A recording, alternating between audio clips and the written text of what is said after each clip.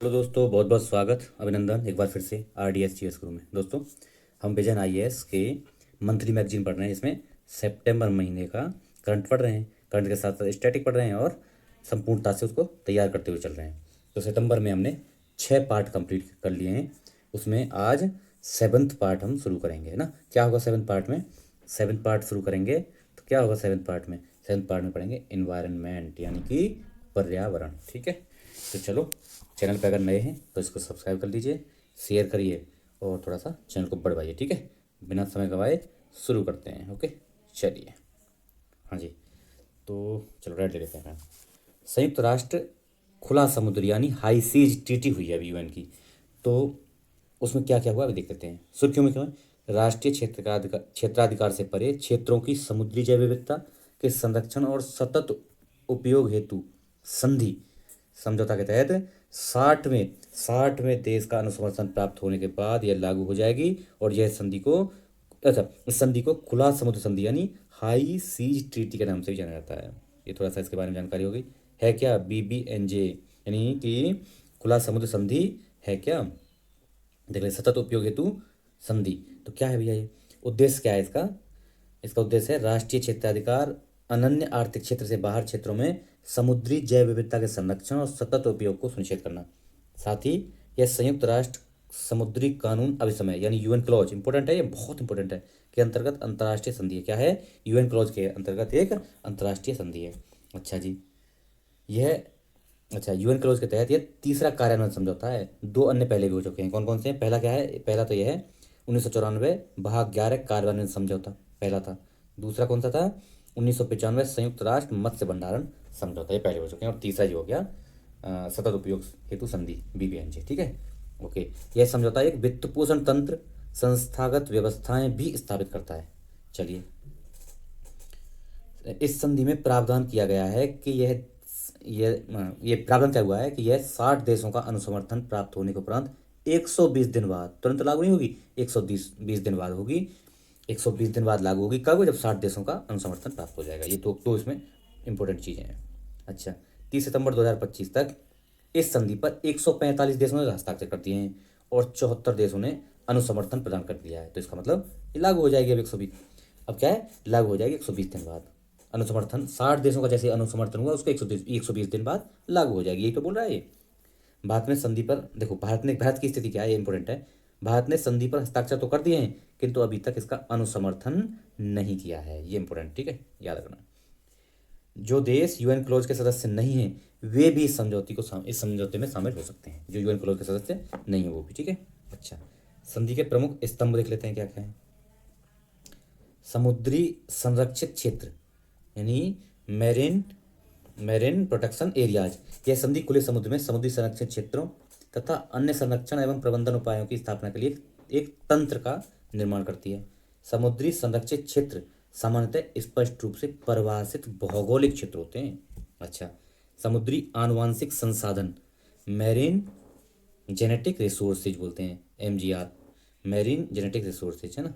अच्छा जी, यह संधि खुले समुद्री जीवों जैसे जीवाणु, प्रवाल, गहरे समुद्री स्पंज आदि से प्राप्त आनुवंशिक पदार्थों के वाणिज्यिक उपयोग के उत्पन्न वित्तीय और गैर वित्तीय लाभों को साझाकरण की व्यवस्था करती है। अच्छा, अगला है क्षमता निर्माण और समुद्री प्रौद्योगिकी हस्तांतरण। इसमें क्या है? इसका उद्देश्य क्या है? ज्ञान कौशल विकास, प्रौद्योगिकी साझाकरण के माध्यम से विकासशील देशों को संधि को लागू में सहायता प्रदान करना, विकासशील देशों को सहायता प्रदान करना। पर्यावरणीय प्रभाव का आकलन, राष्ट्रीय सीमाओं से परे क्षेत्रों में गहरे समुद्र में खनन यानी डीप सी माइनिंग जैसी खुले समुद्र की गतिविधियों का पर्यावरणीय आकलन करना और अंतर्राष्ट्रीय मानकों के अनुकूल या अनुरूप कार्य करना आवश्यक होगा ताकि परिणामों को पारदर्शी रूप से साझा किया जा सके। ठीक है, ये इसमें कुछ इसके क्या हो गए, गुण हो गए। संधि के अपवाद क्या है? अपवाद समझ लेते हैं। संधि के अपवाद, किसी भी युद्धपोत, सैन्य विभाग और नौसेना सहायक पोत पर लागू नहीं होगी। इंपॉर्टेंट है, इन पर लागू नहीं होगी अपवाद।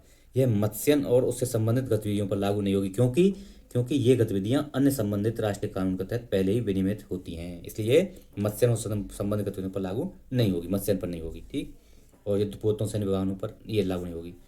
समुद्री आनुवांशिक संसाधनों, मेरिन जेनेटिक रिसोर्स और उसकी डिजिटल अनुक्रम जानकारी के उपयोग से संबंधित दायित्व किसी पक्ष की सैन्य गतिविधियों पर लागू नहीं होंगे। क्या नहीं होंगे? किसी पक्ष की सैन्य गतिविधियों पर लागू नहीं होंगे जिनमें सरकारी पोतों या विमानों द्वारा की जाने वाली गैर व्यावसायिक प्रक्रिया भी शामिल है। ठीक है, चलो। हालांकि अब इंपॉर्टेंट, ये थोड़ा सा ट्विस्ट है, हालांकि ये दायित्व सदस्य देशों की गैर सैन्य गतिविधियों पर लागू होंगे। सदस्य देशों की गैर सैन्य गतिविधियों पर लागू होंगे। ठीक है जी। संधि का महत्व समझ लेते हैं। महत्व: महासागरीय शासन में महत्वपूर्ण रिक्तियों की पूर्ति करेगी, यानी पृथ्वी की लगभग आधी सतह और महासागर की 95% भाग के लिए यह साझा शासन प्रावधान करता है, मतलब महत्वपूर्ण रिक्तियों का पूर्ति करेगी। ठीक है, अच्छा। वर्तमान में उच्च समुद्री क्षेत्रों का केवल 1% भाग ही संरक्षित है, तो इसलिए जरूरी थी। समानता और न्याय को बढ़ावा देगी।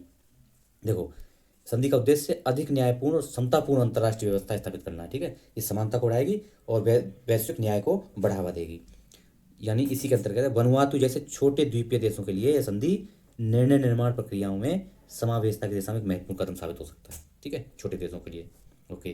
तापमान में कमी: यह संधि जलवायु परिवर्तन और महासागरीय अम्लीकरण के प्रतिकूल प्रभावों से निपटने के लिए मार्गदर्शन प्रदान करेगी। अच्छा, इसमें प्रदूषक भुगतान सिद्धांत और विवाद निवारण तंत्र से संबंधित प्रावधान शामिल हैं भैया। प्रदूषण भुगतान सिद्धांत। ठीक है, अच्छा जी। पारंपरिक और स्थानीय ज्ञान: अब इसमें जो देशों में पारंपरिक यानी आदिवासी समुदायों, स्थानीय समूहों द्वारा संजोए गए पारंपरिक ज्ञान के महत्व को भी स्वीकारा गया है और स्थानीय जो ज्ञान है उसको भी इसमें यूज किया जाएगा। ये अच्छी चीज़ है। इसमें 2030 एजेंडा को साकार करने में सहायक होगी। यह संधि प्रत्यक्ष रूप से सतत विकास लक्ष्य, कौन सा, SDG 4, क्या है SDG 14, सॉरी 4 नहीं 14 क्या है, लाइफ बिलो वाटर का समर्थन करती है, जिसका उद्देश्य सभी प्रकार के समुद्री प्रदूषण को रोकना, उससे महत्वपूर्ण रूप में काम करना है। ठीक है, SDG 14 को सहायता देती है। यह संधि 30x30 क्या है भैया, 30x30 लक्ष्य को प्राप्त करने में आवश्यक है। क्या है जी, 30x30 क्या है, वर्ष 2030 तक पृथ्वी की 30% भूमि और समुद्री क्षेत्रों को संरक्षित करने का अंतर्राष्ट्रीय प्रतिबद्धता है। 30x30 2030 तक 30% भूमि का संरक्षण करना, यह है 30x30। अगला देखो, भारत के लिए क्या महत्व है। यह संधि महासागरों का संविधान, इंपॉर्टेंट है, इसको क्या बोलता है, इसको कहा जाता है महासागरों का संविधान। महासागरों का संविधान कहे जाने वाले UN क्लोज के प्रति भारत की दीर्घकालिक समर्थन की पुष्टि करती है। भारत, अब ये इंपॉर्टेंट प्री में पूछ सकता है कि भाई महासागरों का संविधान किसे कहा जाता है, UN क्लोज को कहा जाता है। ठीक है, चलो अगला देख लेते हैं, कलर चेंज कर लेते हैं थोड़ा। हाँ, चुनौतियाँ क्या हैं इसके समक्ष। सार्वभौमिक अनुसमर्थन की कमी, यानी अमेरिका, चीन, भारत जैसे विश्व के प्रमुख देशों ने अभी तक इसका अनुसमर्थन नहीं किया है, इसलिए सार्वभौमिक अनुसमर्थन नहीं है। राष्ट्रीय हितों का टकराव होगा। अच्छा जी। विवादित समुद्री क्षेत्रों जैसे दक्षिण चीन सागर, उसमें चीन अपना दबदबा बताता है और इसको लागू करेंगे UN क्लोज के तहत, तो उसमें राष्ट्रीय हितों का टकराव हो जाएगा। प्रवर्तन से संबंधित कठिनाइयाँ आएंगी। अच्छा, इसमें कोई दंडात्मक प्रवर्तन स्थापित नहीं किया गया है, यह मुख्यतः अलग अलग देशों पर पृथक पृथक रूप से निर्भर रहता है। अब कोई देश किसी तरह से लागू करेगा, कोई कैसे लागू करेगा, तो ये प्रवर्तन के में भी कठिनाइयाँ आएंगी। इसके अलावा संधि में जवाबदेही को लागू करने के लिए कोई ठोस व्यवस्था नहीं है, क्योंकि यह समुद्री आनुवांशिक अनुसंसाधन में सक्रिय उच्च आय वाले देशों के लिए यह बाध्य नहीं करती, ये भी एक प्रॉब्लम है।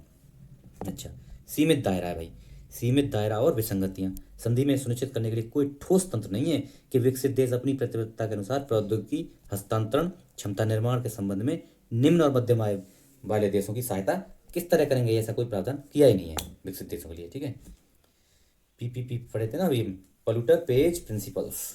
चलो जी, अगला देखते हैं आगे क्या बोलती है संधि। आगे की राह बताते हैं, आगे की राह। अब ये सब तो हो गया, कठिनाइयाँ एक दिन, चुनौतियाँ देख लेंगे क्या क्या है सबके लिए। आगे की राह क्या करना चाहिए, प्रमुख समुद्री शक्तियों का अनुसमर्थन के लिए प्रोत्साहित करना चाहिए। जो बड़ी बड़ी शक्तियाँ ना विश्व की, उनको अनुसमर्थन करने के लिए, जैसे भारत, चाइना, अमेरिका, इनको अनुसमर्थन करने के लिए प्रोत्साहित करना चाहिए। संयुक्त राष्ट्र महासभा, G20, संयुक्त राष्ट्र महासागर सम्मेलन जैसे मंचों का उपयोग करके उनको मोटिवेट करना चाहिए। प्रवर्तन तंत्र को मजबूत करना चाहिए, है ना। संयुक्त राष्ट्र UN के अंतर्गत एक वैश्विक अनुपालन और निगरानी प्रणाली विकसित की जानी चाहिए। राष्ट्रीय हितों के साथ टकराव का समाधान, जैसे जो भी बता रहे थे कि चीन में, दक्षिण चीन सागर में चीन अपना प्रभुत्व बताता है, तो इस तरह के जो राष्ट्रीय टकराव होने, उनका सोल्यूशन निकालना चाहिए, मिलकर सोल्यूशन निकालना चाहिए। ठीक है, विकासशील देशों के लिए सुनिश्चित समर्थन। अब विकासशील और अविकसित यानी अल्पविकसित देशों के लिए विकसित देशों द्वारा कुछ पहलें की जानी चाहिए और उनको उन पर ध्यान देना चाहिए। ठीक है, उनके लिए, उन देशों के लिए सुनिश्चित समर्थन प्राप्त करना चाहिए। पर्यावरणीय सुरक्षा और उपायों को मजबूत करना चाहिए। इन सब के साथ साथ पर्यावरण को भी नकारा नहीं जा सकता, है ना।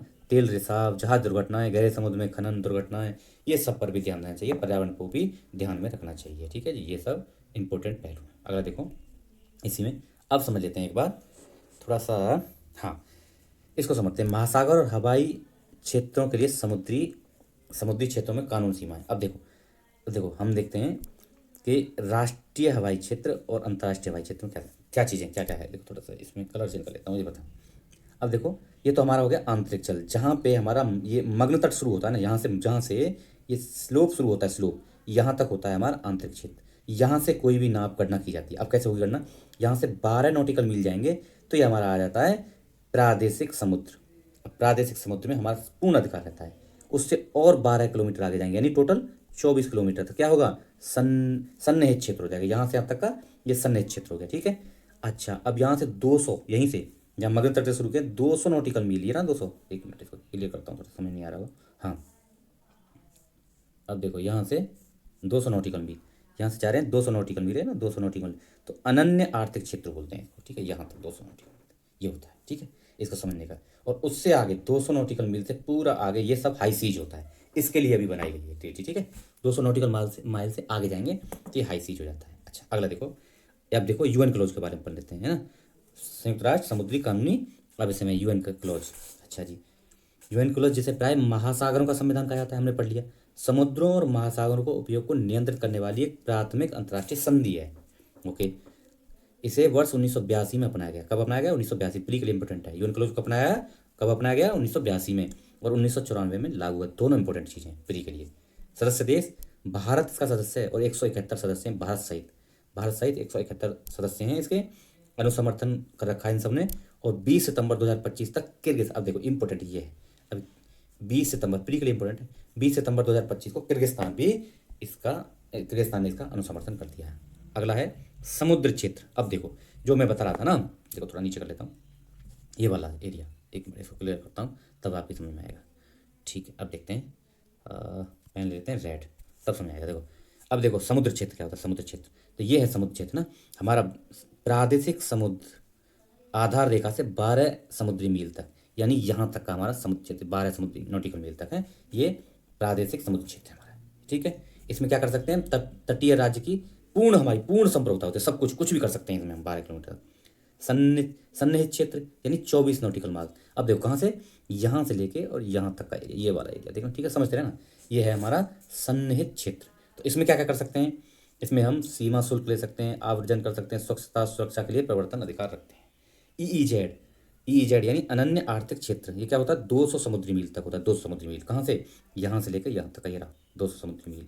ठीक है, ये रहा 200 नॉटिकल मार्ग, इसको बोलते हैं अनन्य आर्थिक क्षेत्र। तो इसमें क्या कर सकते हैं, इसमें हम समुद्री संसाधनों के अन्वेषण कर सकते हैं, उपयोग के लिए संप्रभु अधिकार है हमारे पास, है ना। उच्च समुद्र, अब ये होता है हाई सीज। अब इससे आगे का जो एरिया ये हाई सीज, यहाँ क्या क्या कर सकते हैं हम हाई सीज में, राष्ट्रीय क्षेत्राधिकार से परे क्षेत्र, जिसमें हम केवल नौवहन कर सकते हैं, उड़ान, मत्स्यन, अनुसंधान की स्वतंत्रता, मतलब हाई सीज में मत्स्य कर सकते हैं, उड़ान उड़ा सकते हैं, मतलब अपने जहाज उड़ा सकते हैं, नौवहन कर सकते हैं। ठीक है, और इसमें एक्सट्रैक्शन कुछ हम खनन वगैरह नहीं कर सकते हाई सीज में, तो उसी के लिए अभी टीटी आई है।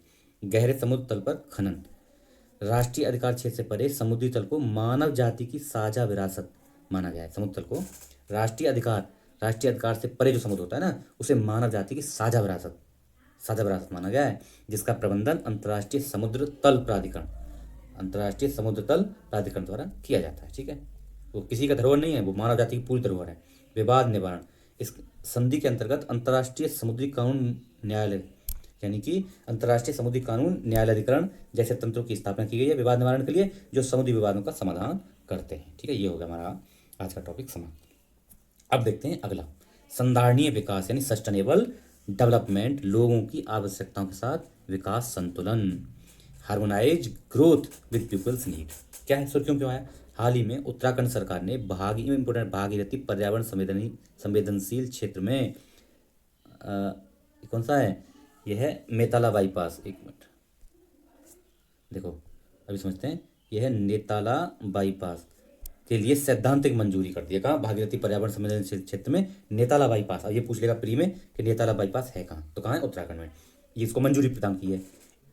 क्यों चर्चा आया भैया, इससे पूर्व उच्चतम न्यायालय की उच्चाधिकार प्राप्त समिति ने पर्यावरण और सामाजिक चिंताओं के कारण इस परियोजना को अस्वीकार कर दिया था, लेकिन अभी उत्तराखंड सरकार ने इसको मंजूरी दे दी है, इसलिए अभी ये चर्चा में आ गया। ठीक है, चलो देखते हैं क्या है मामला।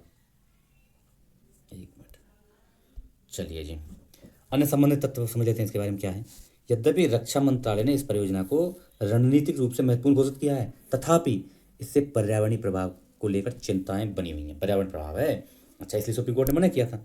अच्छा, हाल ही में आई धराली आकस्मिक बाढ़, धराली बाढ़ आई थी ना, विशेषज्ञों के विश्लेषण से यह संकेत मिलता है कि प्रस्तावित बाईपास, ये जो बाईपास है ना, ये मार्ग भूस्खलन और धसाव की दृष्टि से अत्यंत संवेदनशील है भैया, इसलिए थोड़ा सा चिंता का विषय हो गया।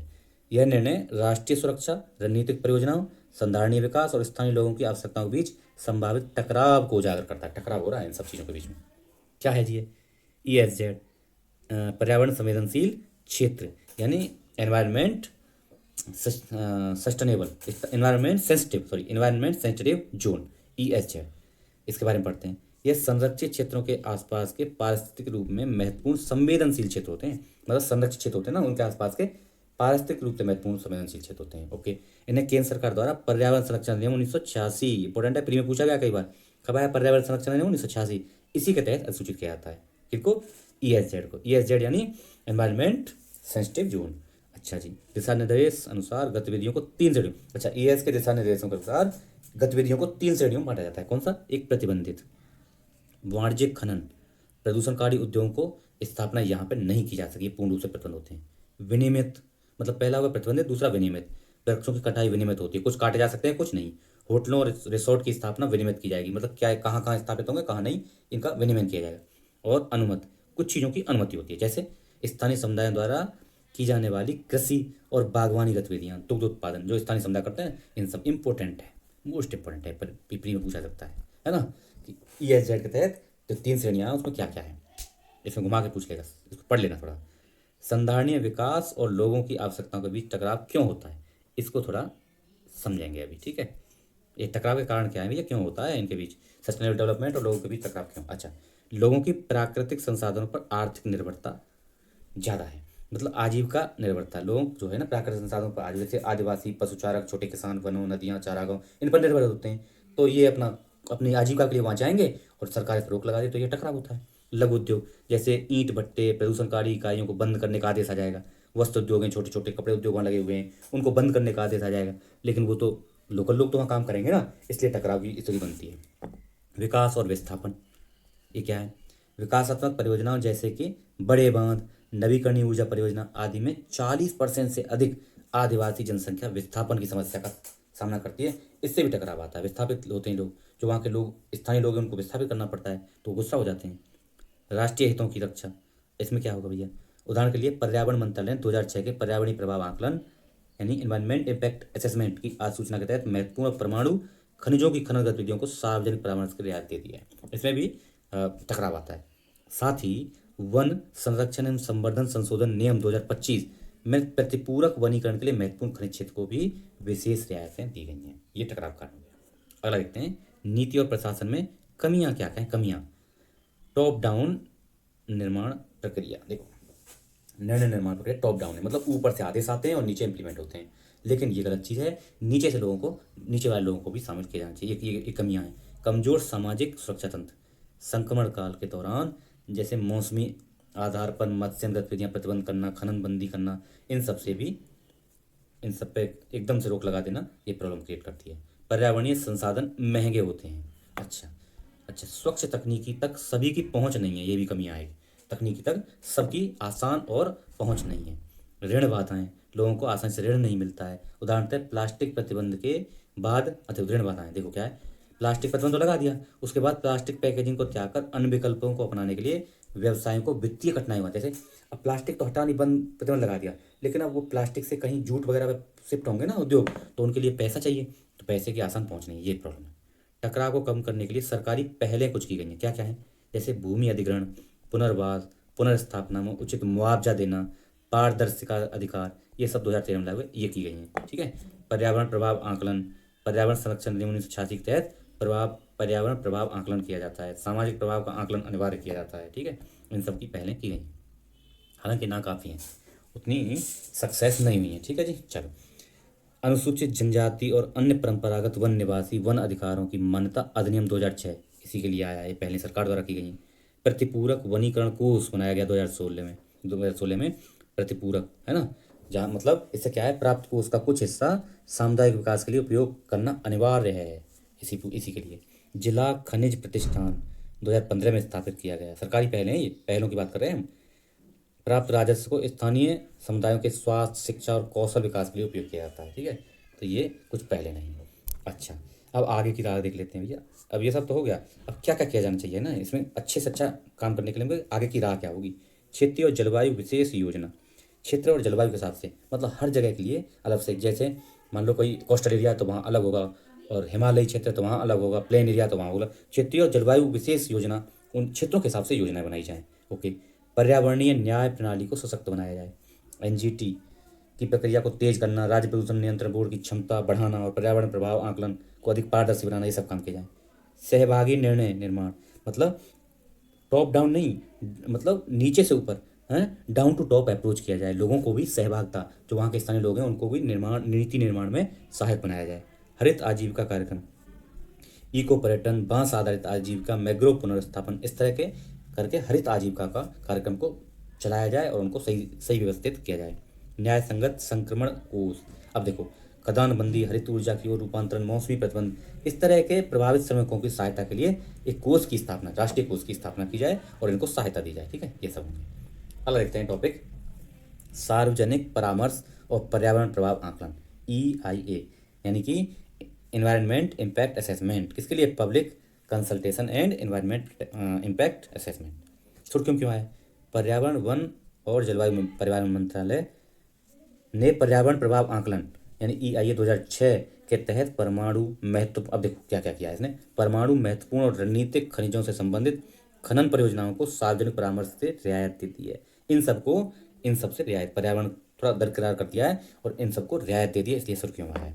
अच्छा जी, परमाणु खनिजों जैसे यूरेनियम महत्वपूर्ण और रणनीतिक खनिजों जैसे लिथियम से संबंधित है, जो खान और खनिज विकास विनियमन संशोधन अधिनियम 2023 की प्रथम अनुसूची में सूचीबद्ध हैं, उनको भी वही हैं ये सब, उनको इसमें राहत दी गई है, इसलिए लाइट में आया है। यद्यपि इन परियोजनाओं को सार्वजनिक परामर्श के रियायत दी गई है, मतलब सार्वजनिक परामर्श से रियायत दी गई है, किंतु अभी भी ये केंद्रीय स्तर पर मूल्यांकन के अधीन है। रियायत तो दी गई है लेकिन मूल्यांकन कभी भी किया जा सकता है, ये थोड़ा अलग बात है।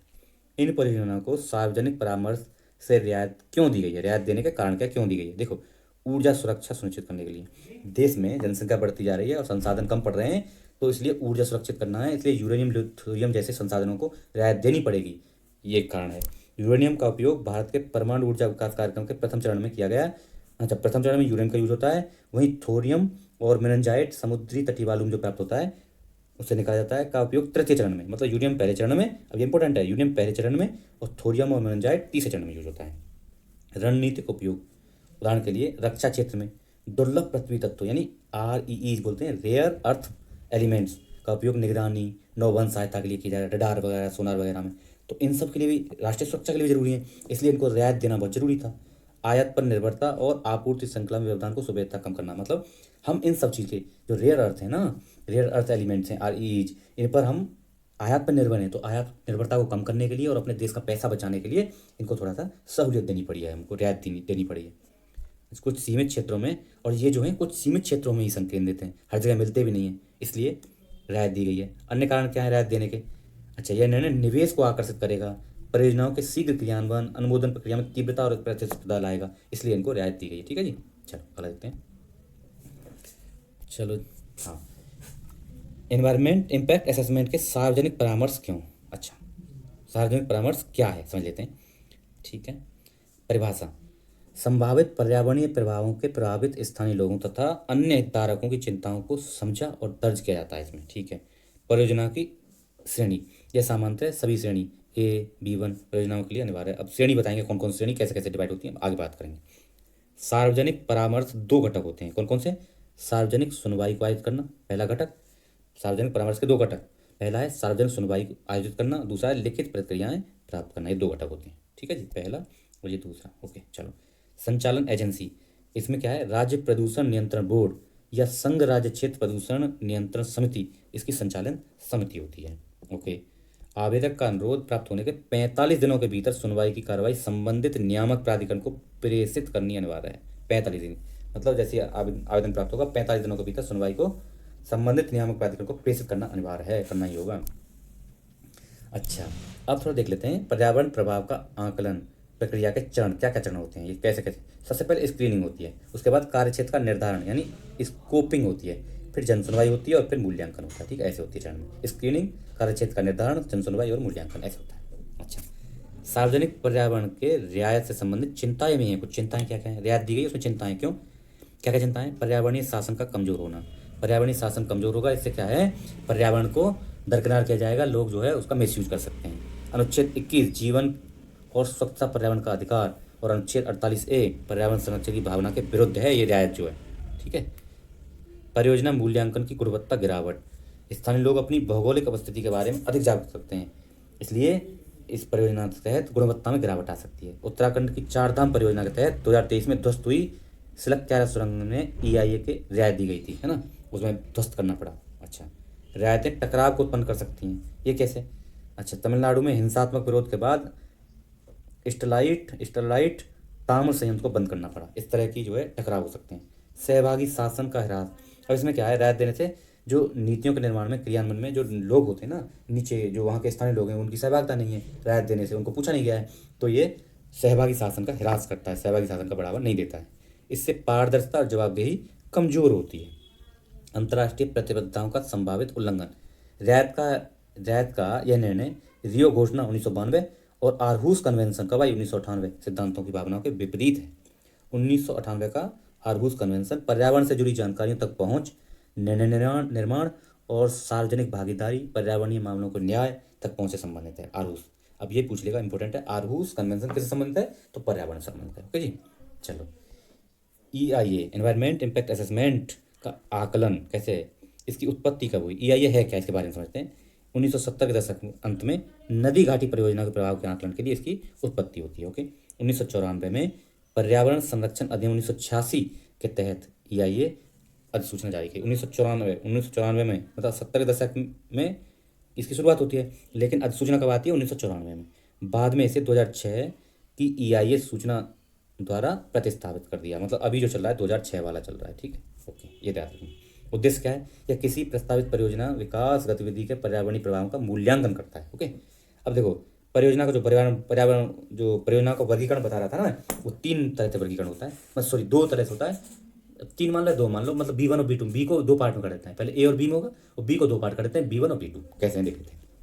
श्रेणी A, केंद्र सरकार से पूर्व रियायत, मतलब पूर्व पर्यावरण मंजूरी आवश्यक, मतलब जो श्रेणी A में है उसमें केंद्र सरकार से पूर्व पर्यावरण मंजूरी आवश्यक है। और श्रेणी B में क्या है भैया, राज्य और संघ राज्य क्षेत्र पर्यावरण प्रभाव आकलन अधिकार से पूर्व पर्यावरण में राज्य और केंद्र राज्य संबंधों से, केंद्र राज्यों से ये पूर्व पर्यावरण मंजूरी आवश्यक है। अब इसमें 2 श्रेणियां हैं, किसकी, B को 2 में बताया था ना मैं अभी, B1 में क्या है, EIA आवश्यक है, और B2 में क्या है, EIA से रियायत है। देखो B1 में EIA आवश्यक और B2 में EIA से रियायत है, मतलब जो B1 में आ गया उनमें तो पक्का लेना ही पड़ेगा, उसमें लेनी ही पड़ेगी मंजूरी, और जो B2 में आ गया उसमें मंजूरी की आवश्यकता नहीं है। ठीक है जी, चलो रोकें इधर ही, आज काफ़ी हो गया, अगला क्या है इसको ख़त्म कर लें। हाँ ठीक है, अब इस निष्कर्ष निकाल देते हैं। सार्वजनिक परामर्श से रियायत देने के पर्यावरणीय शासन कमजोर होने, सहभागी लोकतंत्र हानि पहुंचाने जैसी गंभीर चिंताएं उत्पन्न होती हैं। इसलिए एक संतुलित, देखो संतुलित उत्तर देना है, इसमें भी बात की, एक संतुलित दृष्टिकोण आवश्यक है जिसमें तीव्र अनुमोदन सुनिश्चित किया जाए और पारदर्शिता, जवाबदेही, संधारणीयता समझौता न किया जाए, इससे समझौता न किया जाए। ठीक है, तो ये निष्कर्ष हो गया, आज यहीं रोकेंगे। अगर चैनल पर नए हैं तो इसको सब्सक्राइब कर लीजिए, शेयर वेयर करिए, लोगों को बताइए, थोड़ा शेयर करिए, है ना, अपने दोस्तों को बताइए, इतनी अच्छी डिस्कशन चल रही है, हम कुछ इतना अच्छा पढ़ रहे हैं, तीनों को साथ में ले गए हैं, है ना, प्री मेंस और इंटरव्यू तक को साथ लेके चल रहे हैं सबको। धीरे धीरे देखिए आप, जैसे ही 1 महीने 20 दिन इसको तैयारी करेंगे ना, पढ़ेंगे, तब देखिए क्या कॉन्फिडेंस आएगा, कितनी जानकारी, आप एक्स्ट्रा जानकारी हो जाएगी। ठीक है, चलो ज़्यादा लेक्चर देना ठीक नहीं है। ओके, शेयर वेयर करिए। Okay, thank you so much, जय हिंद।